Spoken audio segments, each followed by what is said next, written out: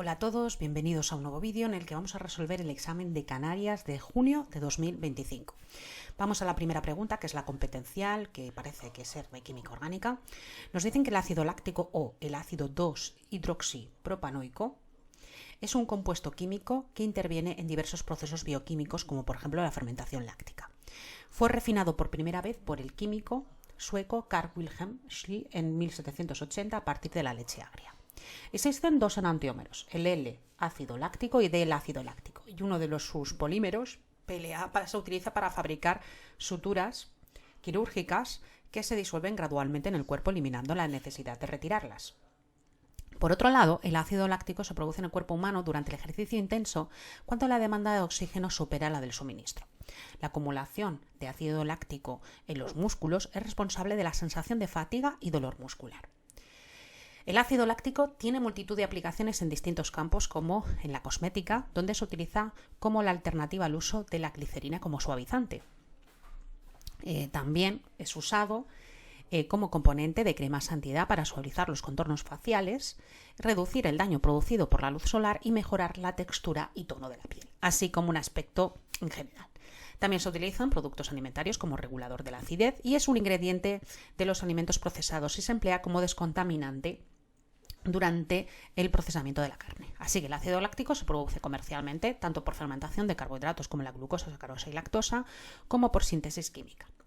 A la vista de toda esta información, se le propone las siguientes cuestiones. Bueno, aquí nos han dado un texto súper largo, básicamente para hacer cuatro preguntas de química orgánica bastante asequible.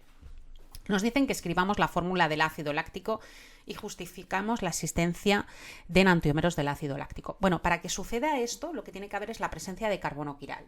Entonces vamos a formular el ácido láctico, que sería CH3, CHOH, porque aquí tendríamos en el carbono 2 el hidroxi, y es un propanoico, es decir, es un ácido carboxílico. Entonces tenemos 1, 2, 3, prop y 2 en el hidroxi. Vale, si lo hacemos en forma desarrollada, veréis que tenemos carbono, alcohol, carbonilo, alcohol, y aquí tendríamos carbono, hidrógeno, hidrógeno. Vamos a ver si hay carbono quiral. Este no sería quiral porque repe, pero este sí que sería quiral porque este grupo químico es distinto, distinto, distinto y distinto.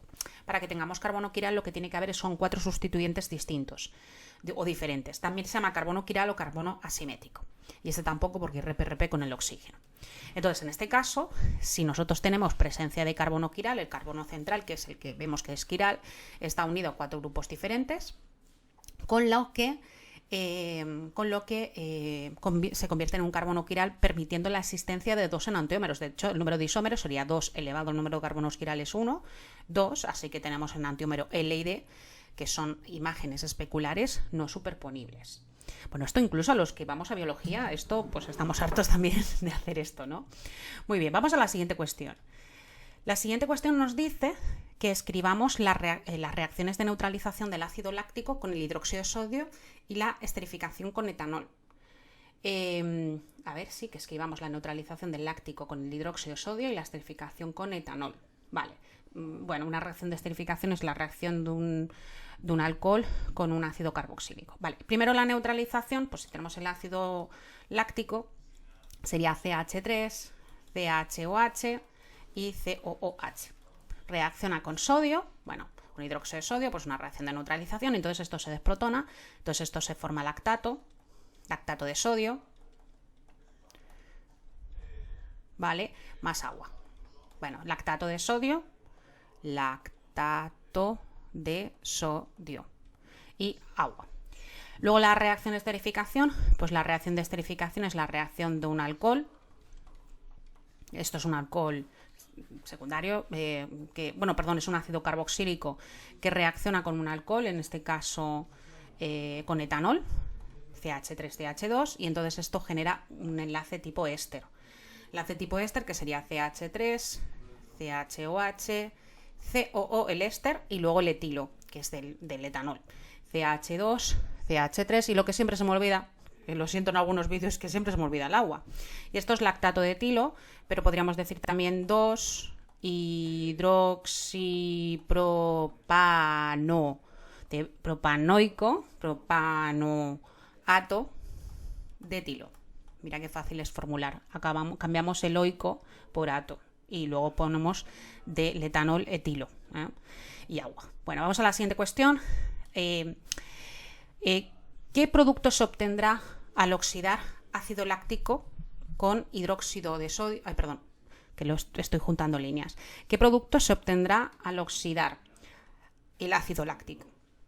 Entonces te dice que escribas la correspondiente oxidación y que formules el nombre del producto que se obtiene y qué tipo de agente oxidante se podría utilizar.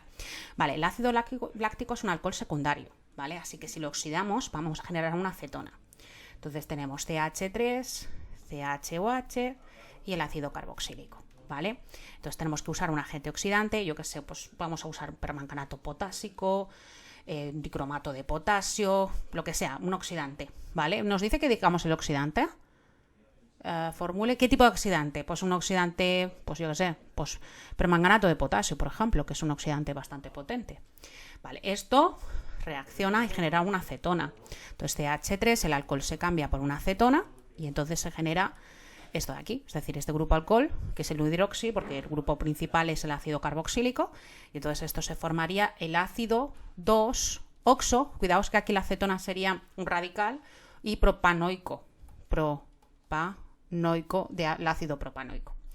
Y ya lo tendríamos, eso sería pues un agente oxidante, permanganato de potasio, por ejemplo.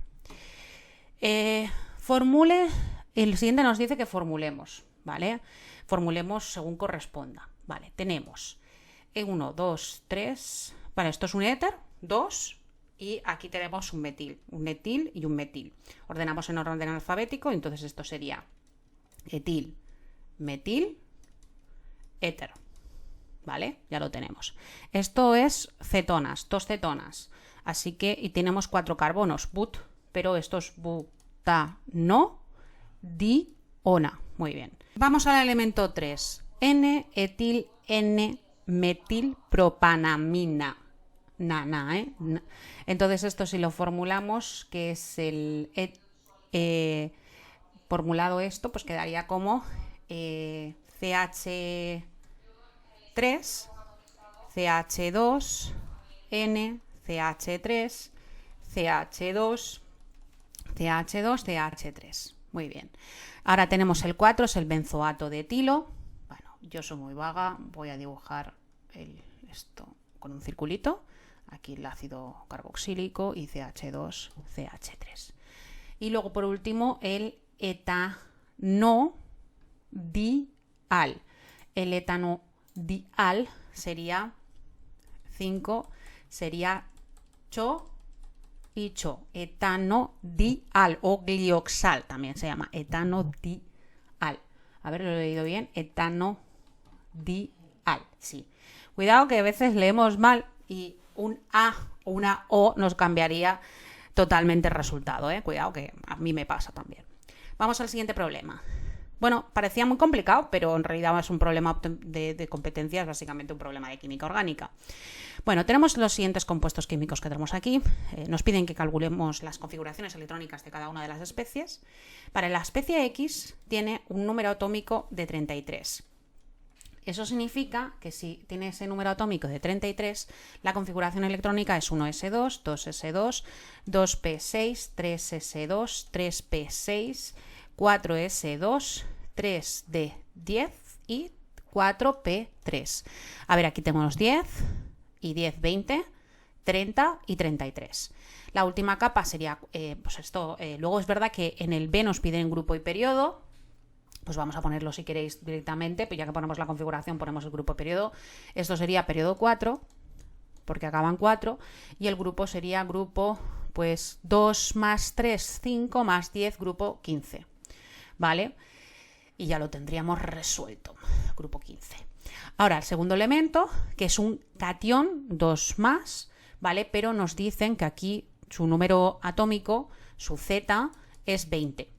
¿Vale? Entonces sería 1s2, 2s2, 2p6, 3s2, 3p6. Fijaros que aquí el elemento químico tendríamos aquí que tendríamos que hacer el I2 más, Z igual a 20, sería esto y faltaría pues 4s2 para el Z20, para el elemento I. El elemento I, en estado fundamental, ¿vale? 4s2. Ahora bien, si nosotros tenemos el elemento cation, pues lo que tenemos que hacer es que aquí lo que estamos viendo es que este elemento pues va a perder 2 electrones porque se va a formar un cation. Z igual a 20, que es el número atómico, corresponde con el elemento que es un alcalino terrio, que es un metal alcalino terrio, que aunque concretamente sería el calcio, ¿vale? Este sería el calcio. Entonces, claro, si me dicen que es I2+, se forma el cation calcio más 2, por lo tanto perdería 2 electrones, 1s2, 2s2, 2p6, 3s2, 3p6, ¿vale? Entonces eso sería en el caso de que nosotros tenemos pues ese cation, ¿vale? Ahora bien, razone... bueno, aquí no he dicho grupo periodo, pero esto sería periodo 4, ¿vale? Y el grupo sería grupo 2. Bueno, fijaros que ya tenemos identificados grupos y periodos. Justifique cuál de ellos tendrá una mayor energía de ionización. La energía de ionización es la energía que hay que comunicar a un átomo en estado gaseoso neutro y su estado electrónico, fundamental para arrancar un electrón de su capa de valencia y convertirlo en un cation monopositivo gaseoso, o bueno, pues monopositivo gaseoso en su estado electrónico fundamental. Entonces la energía de ionización depende de varios factores, pues de la carga nuclear, el tamaño del átomo y de la configuración electrónica del apantallamiento. Entonces en este caso tenemos el elemento X y el elemento Y. El elemento X hemos dicho que es periodo 4 y el grupo es grupo 15, y el otro elemento Y hemos dicho que es periodo 4, tiene el mismo periodo 4, pero el grupo es grupo 2. Por lo tanto, el elemento X tiene una energía de ionización mayor que el elemento Y, porque aunque los dos están al mismo periodo, digamos que el Y es del grupo 2 y el X es del grupo 15, está más a la derecha de la tabla periódica. Entonces, de hecho, la energía de ionización aumenta conforme avanzamos en grupo, ¿de acuerdo? Muy bien, ahora nos preguntan en el C que razonemos si pueden existir en alguno de los elementos un electrón cuyos números cuánticos sean 3, 0, 1 y más un medio, ¿vale? Bueno, de acuerdo con esos números cuánticos que podría tomar, pues vamos a analizar. Entonces tenemos un número cuántico principal de 3, un número secundario de 0, que eso significa que es un orbital de tipo S, ¿vale? Y el magnético debería ser 0 y el spin pues podría ser más o menos un medio. En este caso no puede ser, porque aquí el tercer número, que es el magnético, el número cuántico magnético, pues no podría ser, porque el cuántico magnético adquiere valores del secundario, desde negativo a positivo. Entonces al secundario, al ser un 0, el magnético no puede ser un 1. Así que estos son valores prohibidos. Bueno, en el D nos piden que formulemos, o formule los siguientes compuestos. Tenemos aquí sulfuro de cadmio, dibromuro de trioxígeno, hidróxido de aluminio, sulfato de hierro y dicromato de potasio. Y ya tendríamos pues todos estos formulados. Bueno, tendríamos que formularlos y escribirlos. Fijaros que, bueno, no es muy complicado este problema. Estamos hartos un poco. Sulfuro de cadmio, pues el sulfuro de cadmio será el 1. Espera, vamos a ponerlo en la otra hoja. Ahí, vale. El 1. Sulfuro de cadmio. Esto es un elemento diatómico. O sea, son dos elementos, CDS. Dibromuro de trioxígeno, pues bueno, se formula siempre al revés de lo que lo escribes. Entonces sería dibromuro de trioxígeno, ¿vale? Luego hidróxido de cadmio, hidróxido de amonio, pues sería NH4OH. El 4, esto podemos formularlo como queráis. Voy a poner sulfato de hierro con stock, por ejemplo, perdón, que me falta una R, y esto es menos 2 por 3, 2X, la valencia del hierro es 3, 1, 2, 3. Y luego me faltaría el cromato de dipotasio, que me faltaría, bueno, esto lo he dicho por sistemática, pero sería el cromato de potasio. Y el 5, cromato de potasio. Perdón, que creo que he dicho antes otra cosa del cromato de potasio. Creo que he dicho dicromato. No, porque no hay dos cromos. Sería uno. Entonces sería cromato de dipotasio, podríamos decir. O cromato de potasio, porque como el cromo tiene valencia única, podríamos decir dicromato. Pero bueno, yo creo que es más... Bueno, cromato de potasio sería correcto y punto pelota. Bueno, ya lo tendríamos resuelto. Fijaros que, bueno, pues bien, ¿no? Está bien este tipo de ejercicios, bastante en esencia lo mismo de siempre y nos vamos al siguiente compuesto. Es raro que no nos hayan pedido, por ejemplo, en este ejercicio de que digamos cuántos neutrones hay, número másico, número atómico, es raro, pero bueno. Siguiente ejercicio. Bueno, también típico. Tenemos un Lewis de siempre, de dos elementos químicos. El primero es un incumplimiento del octeto, el siguiente es un compuesto bastante sencillo. Razone cuál de ellas, de las moléculas del átomo central, presenta algún par de electrones sin compartir. Esto, si queréis, lo hacemos, vamos viéndolo con la configuración del Lewis. Luego te dice justifique la geometría que presentan dichas moléculas y justifique su polaridad. Vamos a hacer una cosa, vamos a hacer el A, el B y el C juntos, ¿vale? Y el D, como es de formulación, pues lo haremos aparte. Lo primero es que en el primer elemento, el boro, es un incumplimiento de octeto, pero tiene tendría que generar 3 pares enlazantes, pero cuando hacemos el cálculo se genera un incumplimiento, es decir, no nos salen los 3 pares, los 3 pares enlazantes. Entonces, el boro, lo que le estaría pasando es que es una molécula impar, y entonces, al ser una molécula impar, en cuanto a compartir electrones, pues tiene un incumplimiento. Entonces se formaría esta molécula, este Lewis, tendríamos el átomo central, que es el boro, que le acompañan 3 átomos, que son el flúor, que sobre el flúor tendrá 3 pares solitarios cada uno, pero el átomo central tendrá 0 pares solitarios, ¿vale? ¿Esto qué significa? Pues que, de acuerdo con la notación de la teoría de repulsión de pares de electrones de capa de valencia, bueno, las siglas que siempre las ponemos, esto es una molécula de tipo AX3 con un número estérico de 3, a la que corresponde una distribución triangular de los ligandos y los pares no enlazantes alrededor del átomo central. Al no existir pares de electrones no enlazantes sobre el boro, pues coincide en la distribución y forma de la molécula, por lo tanto, presenta una geometría molecular triangular, una triangular plana, ¿vale? Con ángulos de enlace de 120 grados, ¿vale? Entonces es una trigonal plana. En cuanto a la polaridad, al ser el flúor más electronegativo que el boro, la molécula presenta 3 dipolos dirigidos hacia el flúor, de boro a flúor, y como los 3 vectores del momento dipolar son iguales y la geometría es triangular, la resultante de estos es nula, por lo que se trata de una molécula que no es polar. Ahora nos vamos al siguiente elemento. El siguiente elemento que tenemos es bueno, ahora no se puede decir fosfino, ¿vale? Pero sería trihidruro de fósforo. El fósforo tiene 3 átomos, tiene 3 pares enlazantes con el hidrógeno y sobre él tiene un par de electrones solitarios. Así que la molécula le acompañan 3 elementos y tiene un par de electrones solitarios. Esto viene realmente de un número estérico de 4 y eso significa que es una pirámide trigonal en el Lewis, ¿no? De acuerdo con De acuerdo con la notación de la teoría, pues la fosfina, fosfina ya no se puede decir fosfina, es una especie de tipo AX3E, ¿vale? Es decir, el átomo central le acompañan 3 átomos. El átomo central tiene un par de electrones solitarios con un número estérico 4, a la que le corresponde una distribución tetraédrica de ligandos y pares no enlazantes alrededor del átomo central. Y como existe un par de electrones no enlazantes sobre el fósforo, la geometría molecular es piramidal con ángulos de enlace menores que las de un tetraedro. Entonces, eso es una pirámide trigonal, ¿vale? Menores que ángulos de enlace de un tetraedro debido a la repulsión que ejerce el par no enlazante, y según la bibliografía, pues el ángulo de enlace sería 93,3.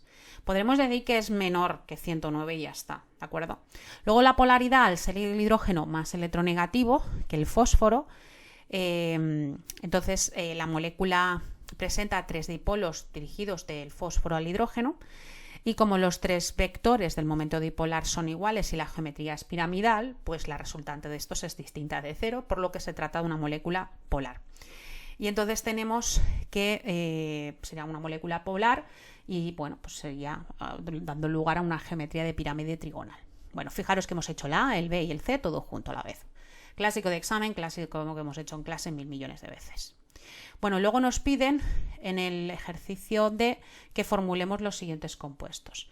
Nos ponen sulfuro de sodio, disulfuro de sodio sería así, sulfuro de disodio, mira aquí además está puesto. El 2 es peróxido de calcio, dióxido de calcio, me encanta la sistemática.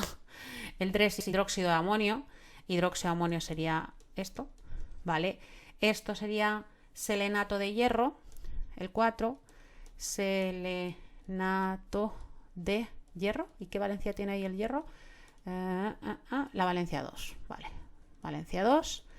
Y pues este es el permanganato de potasio, el 5, permanganato de potasio, que estamos hartos de ver este compuesto, porque en redox lo vemos tantas veces. Y además lo hemos utilizado antes en el ejercicio de antes, porque lo hemos utilizado como compuesto de oxidante en la reacción de oxidación del ejercicio que hemos hecho anteriormente.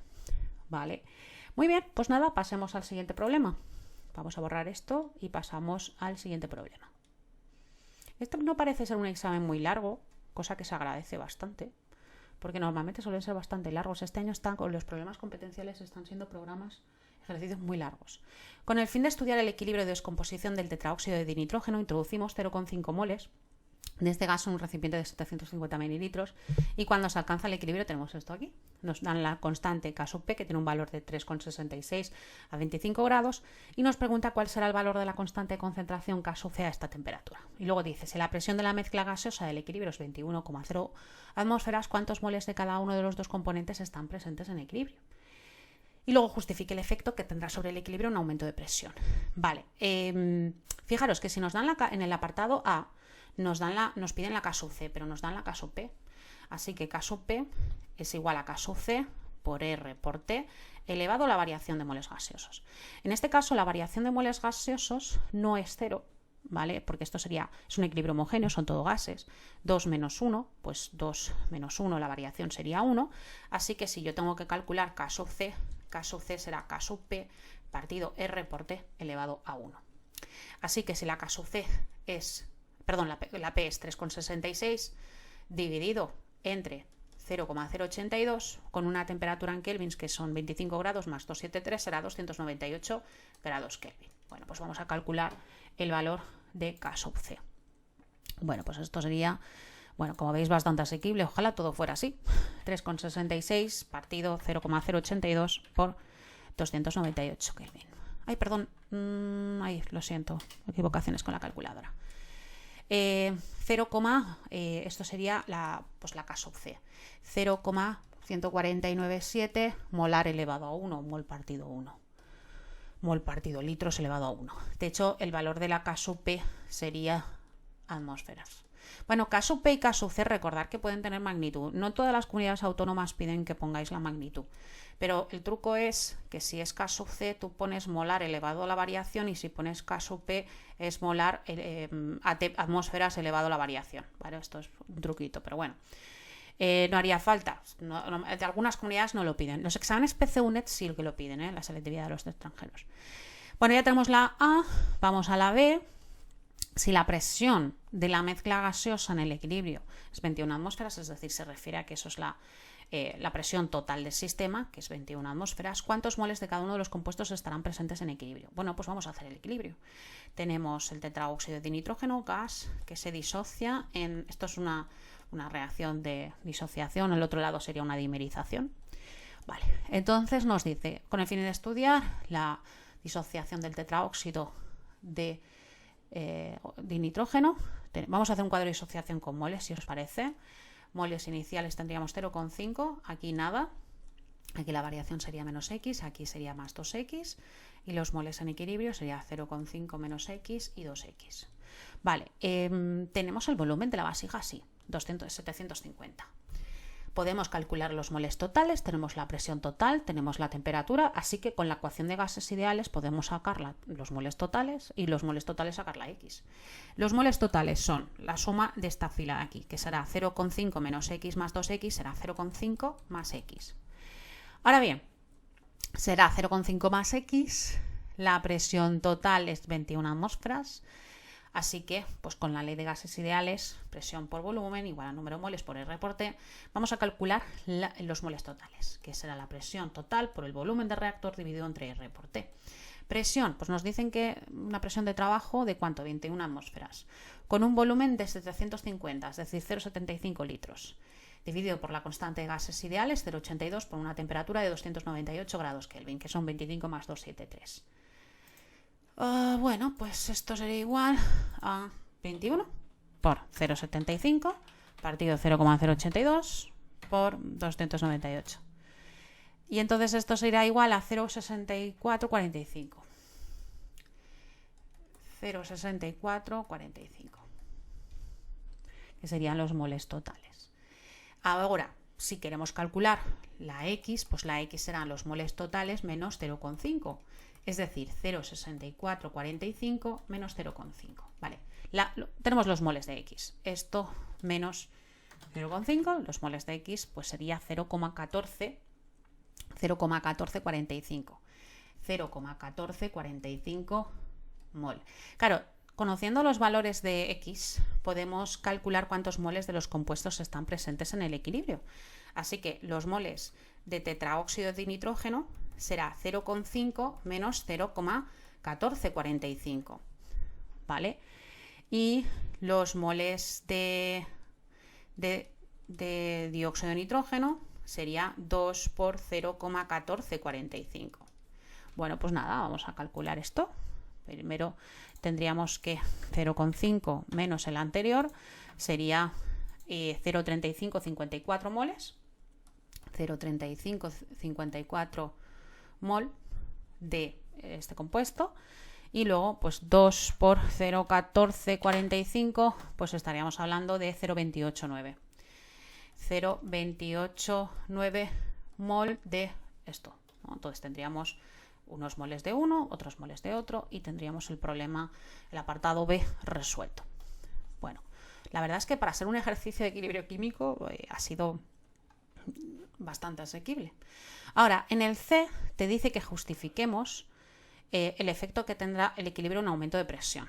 Si nosotros incrementamos la presión, el equilibrio se desplaza hacia donde menos moles gaseosos tenemos. Fijaros que aquí habría 1 y aquí habría 2.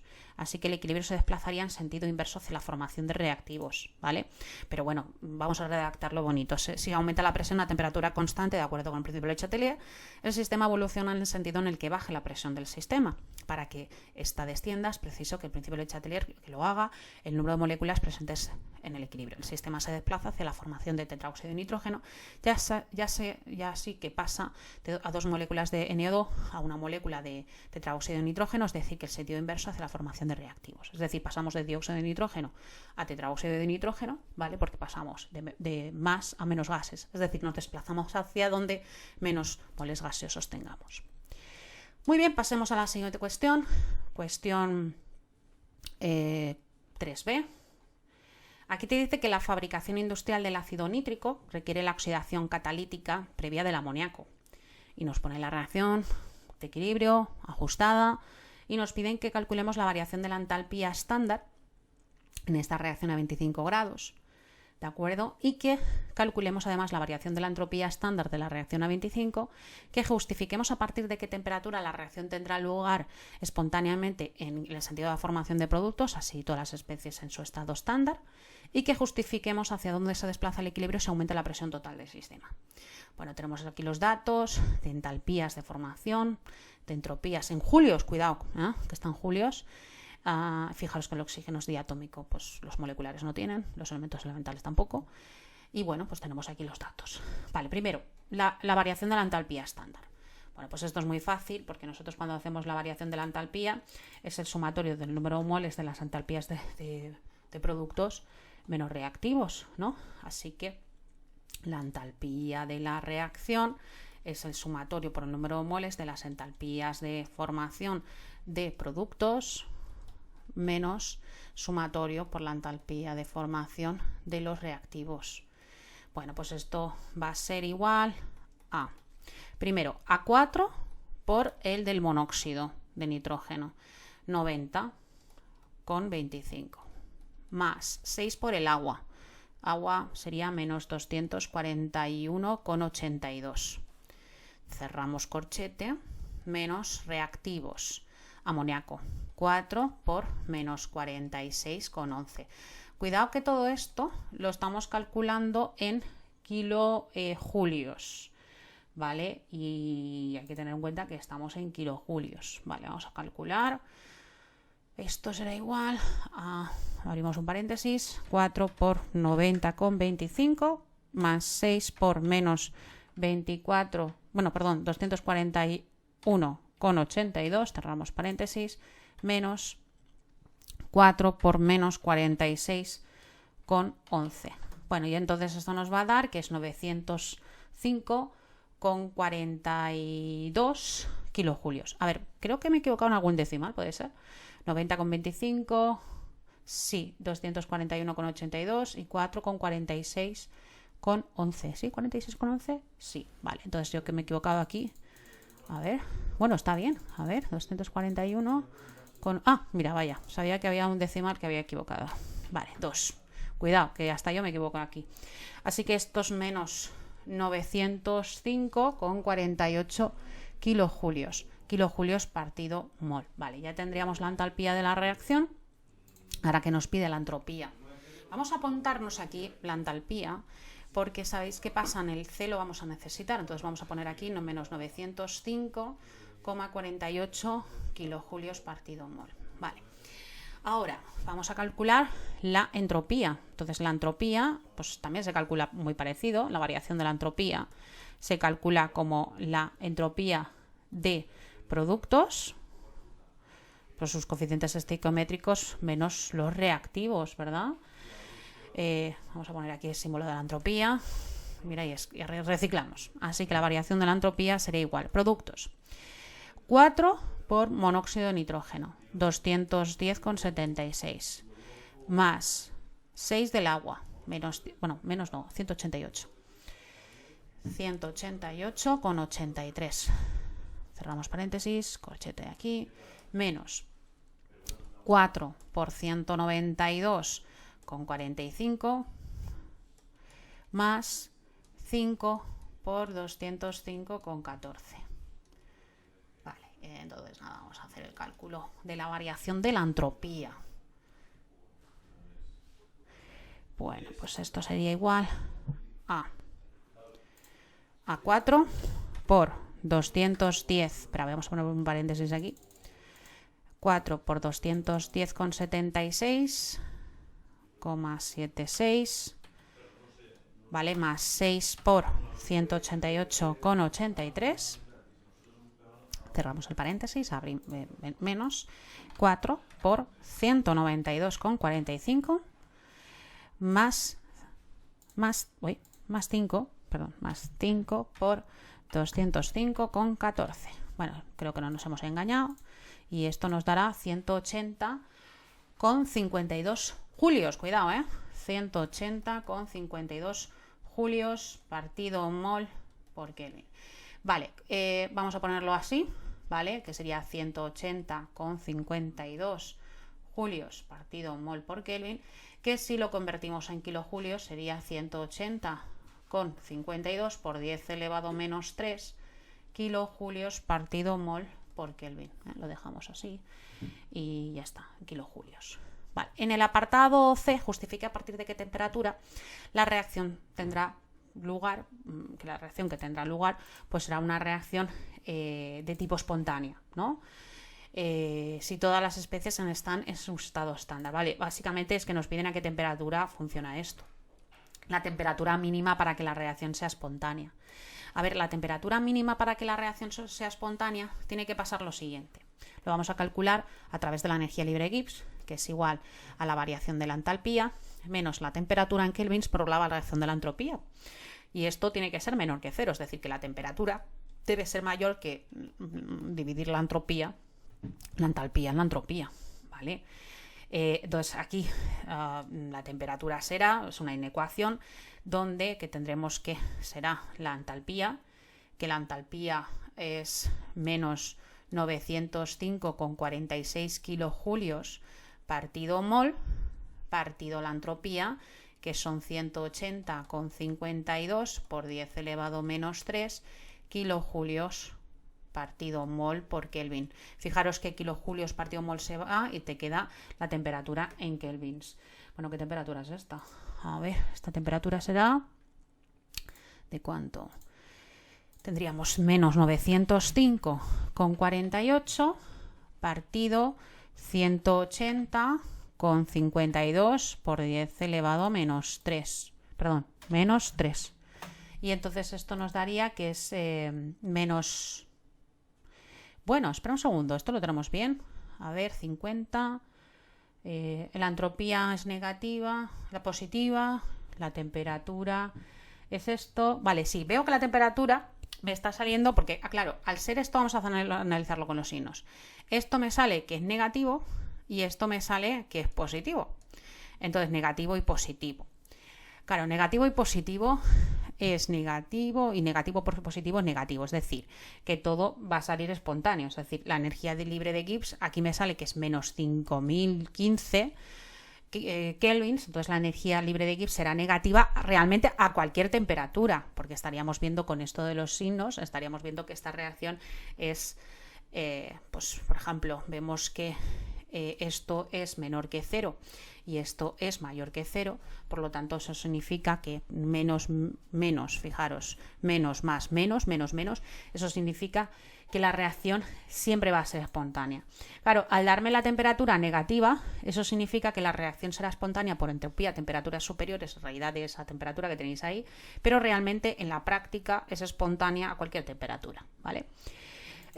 Muy bien, pasemos al apartado D. Justifique hacia dónde se desplaza el equilibrio si aumenta la presión total del sistema. Bueno, pues esto es Chatelier, básicamente. Según el principio de Le Chatelier, si aumenta la presión total del sistema, el sistema evoluciona en el sentido de que baje la presión. Fíjate que aquí tienes 9 y aquí tienes 10. Esto es un equilibrio homogéneo, son todo gases. Así que si aumenta la presión, el equilibrio se desplaza.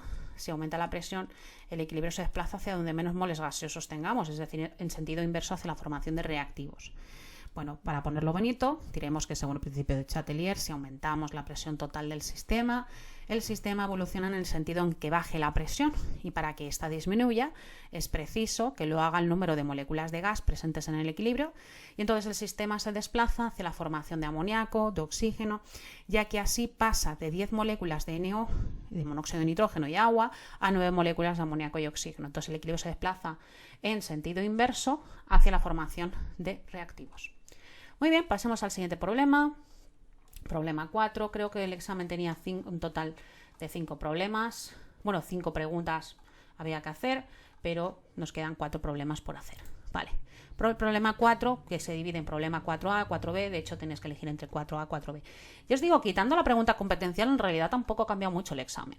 Bueno, tenemos que se disuelven 0,23 gramos de ácido fórmico, ácido metanoico, en agua, obteniéndose 50 mililitros de una disolución de pH 2,3.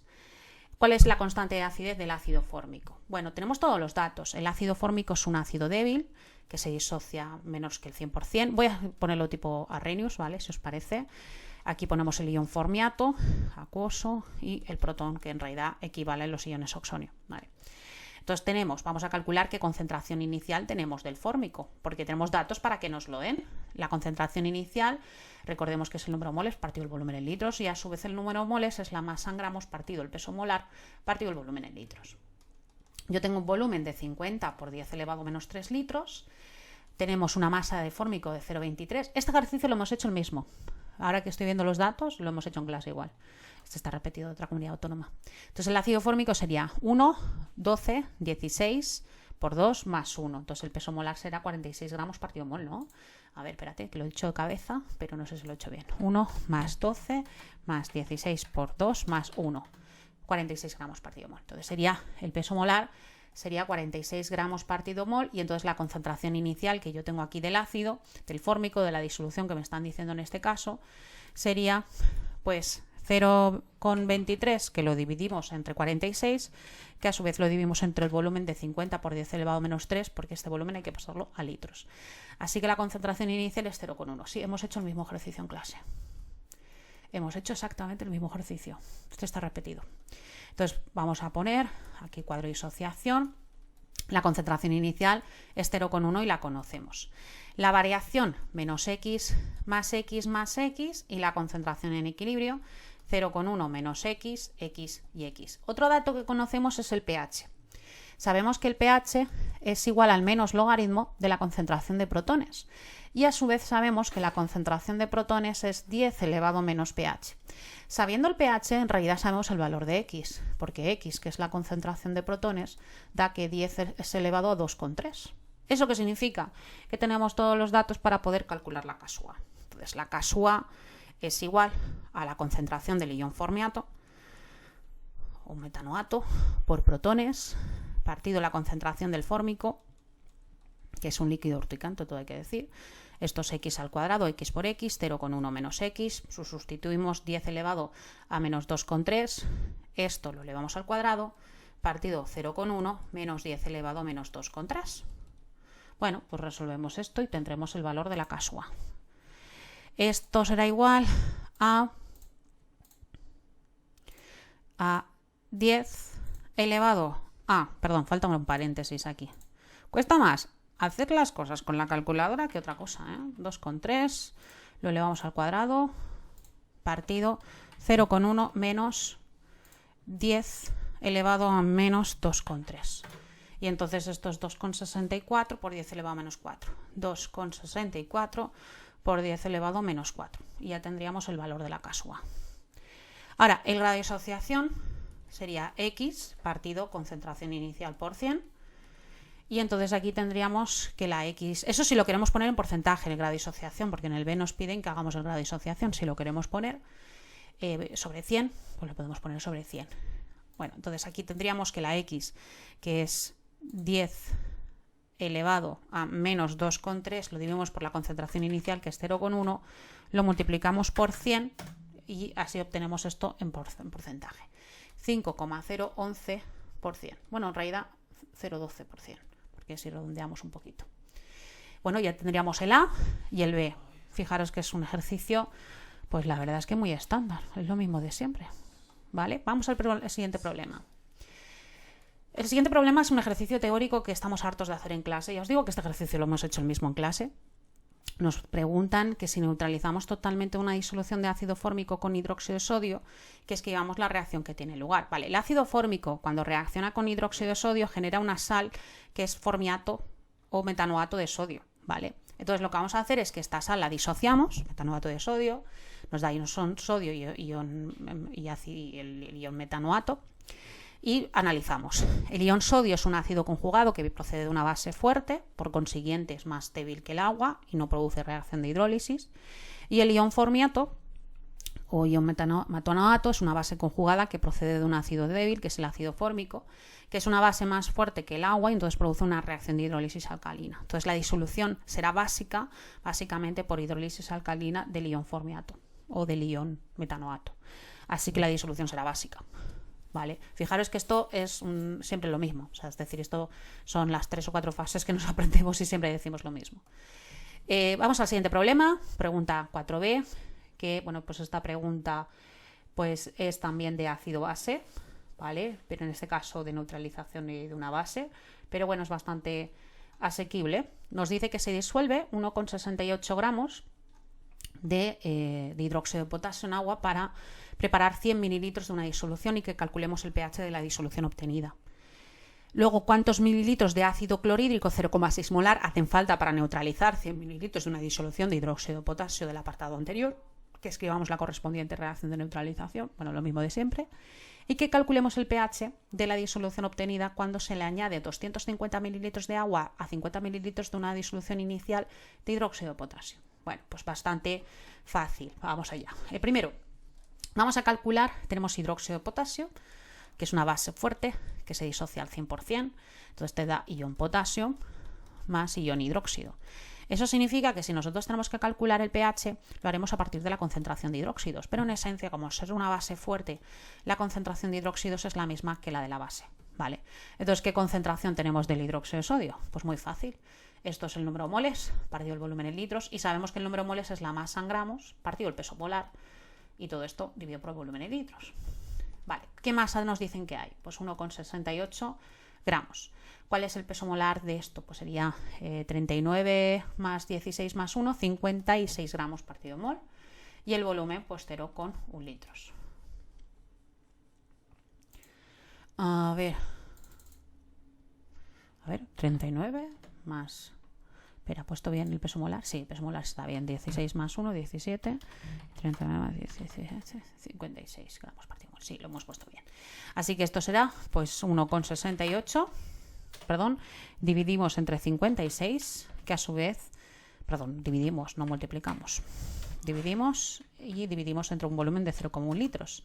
Así que la concentración molar es de 0,3 molar. 0,3 molar o mol par litro. Bueno, eso significa que la concentración de hidróxidos es 0,3. Así que vamos a calcular el pOH, que se calcula como el menos logaritmo de la concentración de hidróxidos. Y luego, como nos piden el pH, nosotras sabemos que el pH más el pOH es igual a 14. Así que el pH será 14 menos el pOH que obtengamos. Bueno, pues vamos a hacer el cálculo. A ver, pues tenemos que esto será igual a menos logaritmo en base 10 de 0,3, así que es 0,52, ¿vale?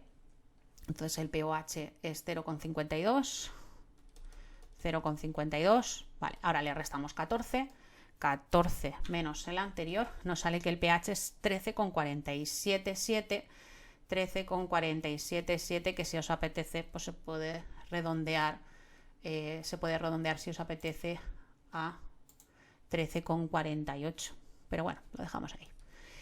En el B, ya tenemos el A, el B, ¿cuántos mililitros de ácido clorhídrico? Es decir, el hidróxido de sodio reacciona con el ácido clorhídrico para dar una sal que es cloruro de potasio más agua. Vale, esta reacción que veis aquí es una reacción de neutralización de una base fuerte con un ácido fuerte que genera una sal neutra. Eso sí, las cantidades son equimolares, ¿vale? En este caso lo son porque te dice que cuántos mililitros de ácido clorhídrico a 0,6 molar se neutraliza para neutralizar 50 mililitros de la concentración de 0,3 molar. Bueno, entonces es un ejercicio estiquiométrico. Calculamos los moles de hidróxido de potasio, que sería la molaridad por el volumen en litros, que es decir, 0,3 molar por 50 por 10 elevado a menos 3 litros, y haremos que la relación, en este caso, si os dais cuenta, la relación de los moles de hidróxido de potasio y de ácido clorhídrico es una relación 1 a 1 en el ajuste estiquiométrico. Así que esto significa que para neutralizar tiene que haber los mismos moles de uno y de otro. A ver, esto sería 0,3 por 50 por 10 elevado a menos 3 litros, que sería 0,015 moles. 0,015 moles. Vale, ya tenemos los moles, esto será 0,015 mol. ¿Y eso qué significa? Pues si la molaridad es igual al número de moles partido el volumen en litros, el volumen en litros es el número de moles partido la molaridad. Entonces será 0,015 mol, que lo dividimos por la molaridad del ácido clorhídrico, que es 0,6 molar, y entonces calculamos el volumen en litros que necesitamos de ácido clorhídrico para neutralizar. Esto lo divido entre 0,6 molar, y entonces esto me sale que es 0,025 mililitros.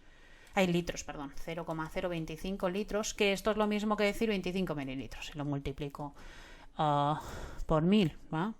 ¿De acuerdo? Bueno, no sé por qué voy a poner esto, pero 25 mililitros. Y ya tendríamos el problema al apartado B resuelto. Vamos al C. En el C te dice que calcules cuál es el pH de la disolución obtenida cuando se añaden 250 mililitros de agua a 50 mililitros de la disolución inicial del hidróxido de potasio. Bueno, primero, antes que nada, es que el hidróxido de potasio es una base fuerte. Esto es atentado, tenemos que saber, y entonces eso significa que la concentración que yo tenga de hidróxidos es la misma, así que la misma hidróxidos que la de la base, por lo tanto tenemos que tener en cuenta esto. Y entonces realmente lo que tenemos que hacer es el cálculo de una nueva disolución. Entonces podemos hacer esto de concentración inicial por volumen inicial, concentración final por volumen final. Entonces se le añade, nosotros partimos 250 mililitros de agua a 50 mililitros de disolución. Esto significa que el volumen final son 300 mililitros de la disolución inicial de hidróxido de potasio, que era 0,3 molar, que había 50 mililitros del apartado anterior, y tenemos que calcularnos qué concentración final hay. Así que la concentración final será 0,3 molar por 350 mililitros por partido 300. Cuidado que nos dicen que añadimos agua, así que tenemos que tener en cuenta 250 más 50, 300 mililitros. Cuidado que esto es un error muy común de quedarte solo con el agua. Bueno, pues 0,3 por 50 mililitros, que lo dividimos entre 300, y esto nos sale que es 0,05 molar. 0,05 molar. Y como esto es una base fuerte, pues esto es la misma concentración de hidróxidos, así que el pOH es igual al menos logaritmo de la propia concentración de hidróxidos. Es que es lo mismo de antes, menos logaritmo de 0,05. Y luego, pues que pH más pOH es igual a 14, entonces el pH será 14 menos pOH. Bueno, pues vamos a calcular esto y con esto ya tendríamos el problema resuelto. No tiene más misterio. Bueno, bastante asequible el examen, tenemos que decir. Logaritmo en base 10 del anterior. Bueno, y entonces esto es 1,3 de pOH. Y entonces le restamos 14. 14 menos el anterior sería 12,69. 12,698, que si queréis podemos redondear a 12,7. Sería el pOH que nos está pidiendo el problema.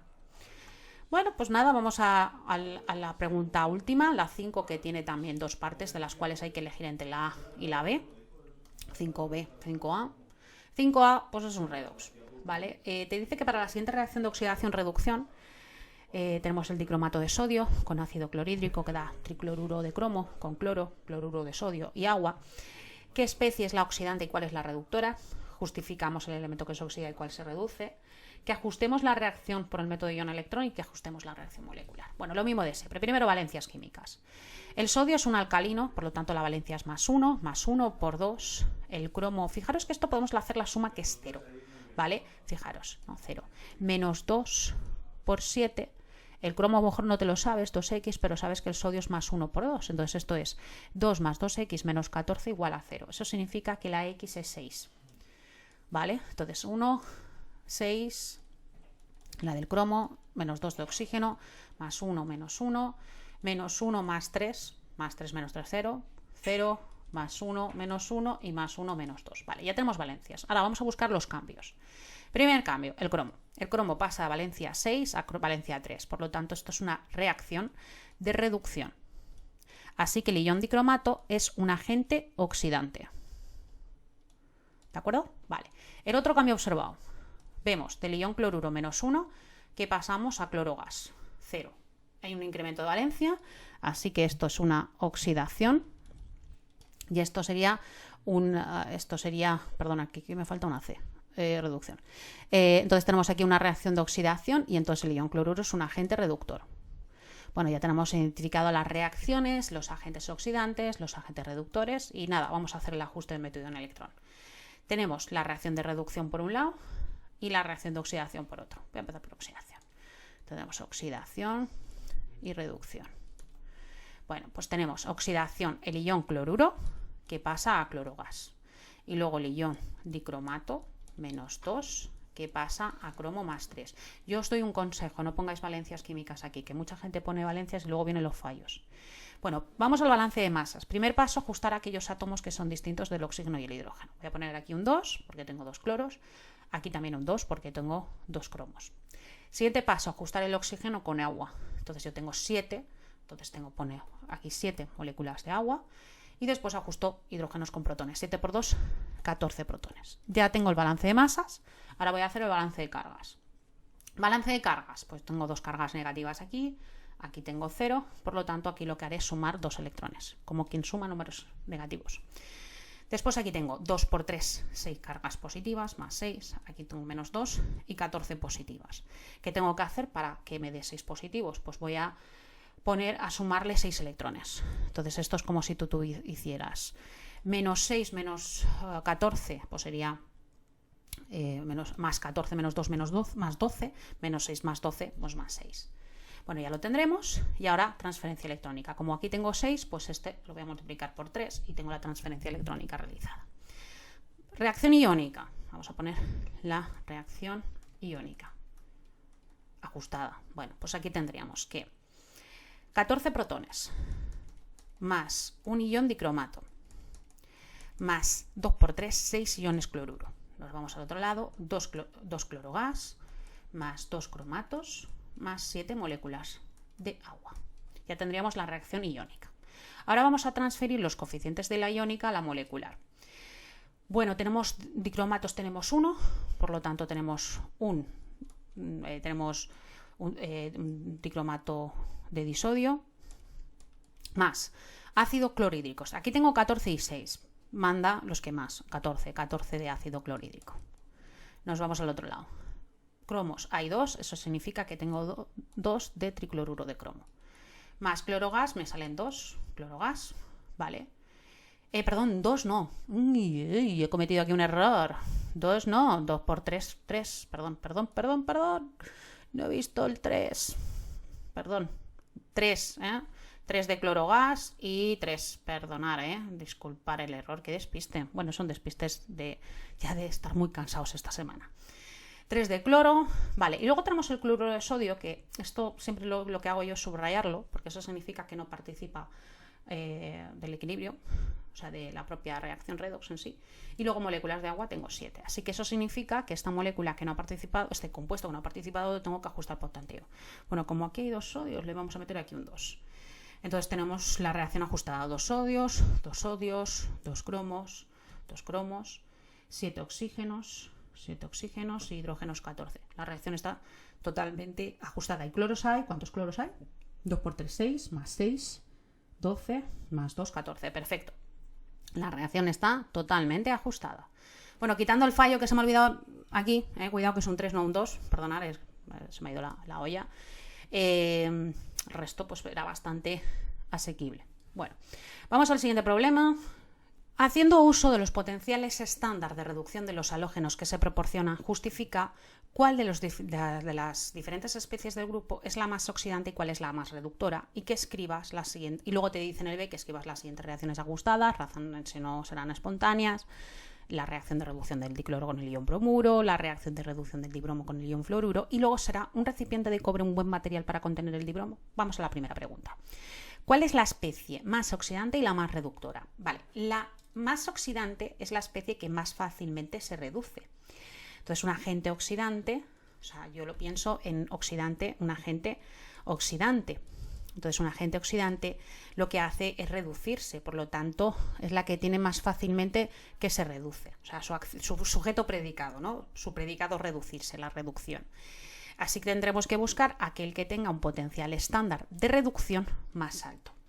¿Cuál de todos tiene un potencial estándar de reducción más alto? Pues la especie más oxidante que tenga aquel potencial de reducción más alto, tendríamos esto de aquí. Por lo tanto, el oxidante que más fácilmente se reduce es aquel que tiene un potencial estándar de reducción mayor. Por lo tanto, sería el flúor, ¿vale?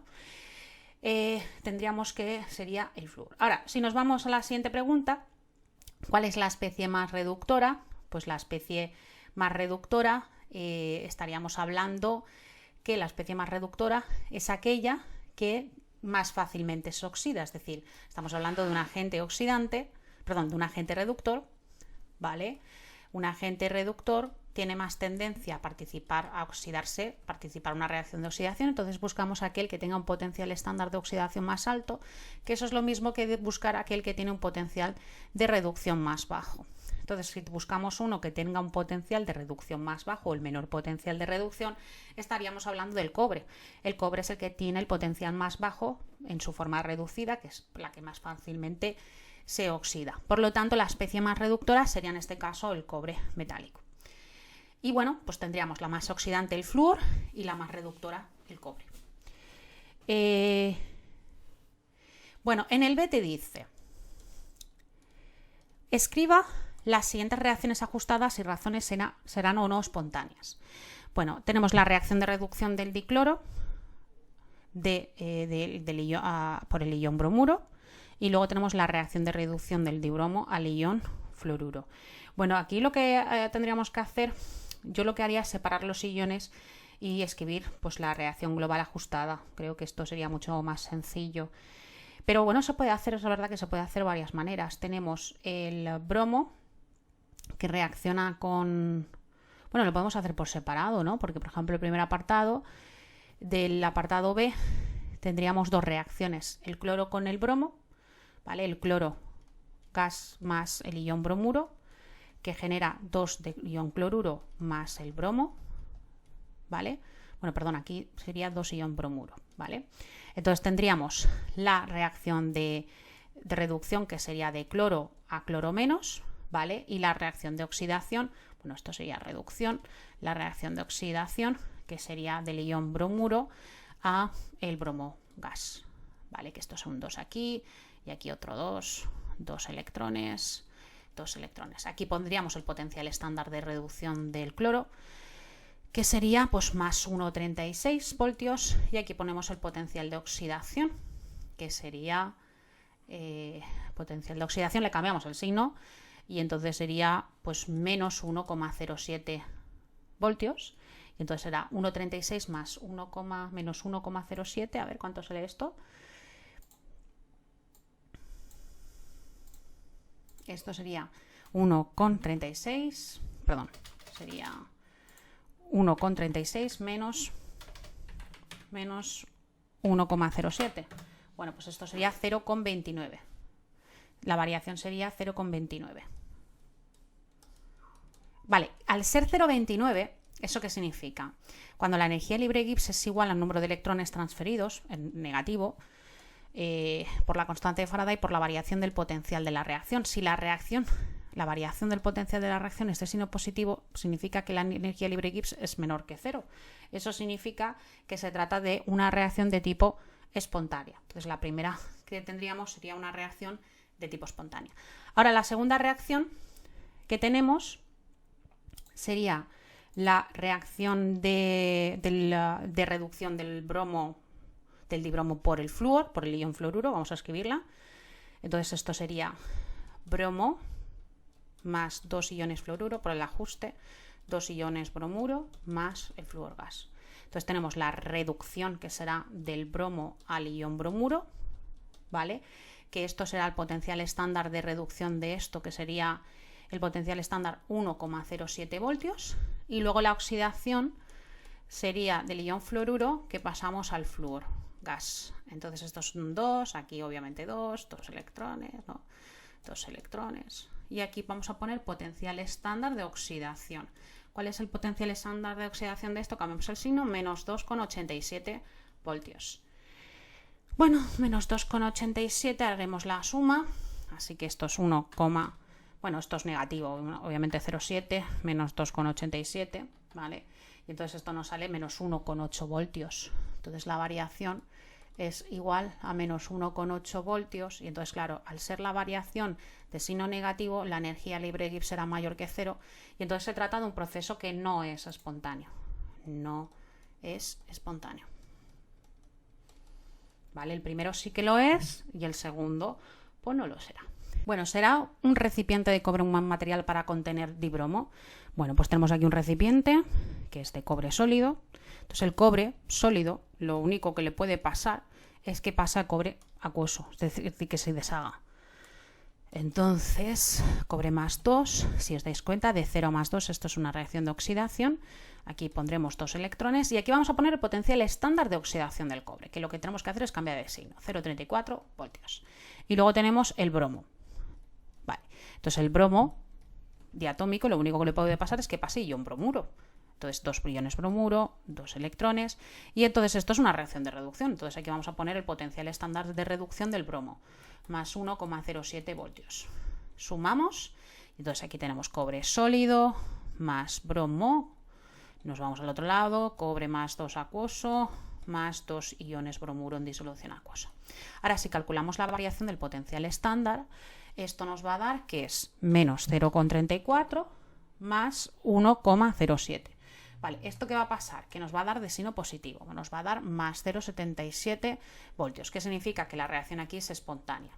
Eso significa que el cobre no es un buen material para contener el dibromo, porque lo que le va a pasar es que el cobre se va a deshacer, ¿vale? Y el bromo también se va a rehacer, entonces no es un buen recipiente para guardar el dibromo, ¿no? Entonces, en este caso, porque sucede una reacción no espontánea, y entonces, claro, Sería un buen recipiente, un buen material para contener el dibromo si no hubiese reactividad, pero en este caso hay reactividad, la reacción es espontánea y entonces no es un buen recipiente. Bueno, hasta aquí este vídeo, este examen. Espero que el examen os haya salido bien. Disculpar los errores, que a veces pues esta semana de selectividad estamos un poco cansados, es verdad que cometemos un poco más de errores. Y nada, espero que os haya ido muy bien y que tengáis mucha suerte y que saquéis una nota muy buena. Nos vemos en el siguiente vídeo, así que hasta luego.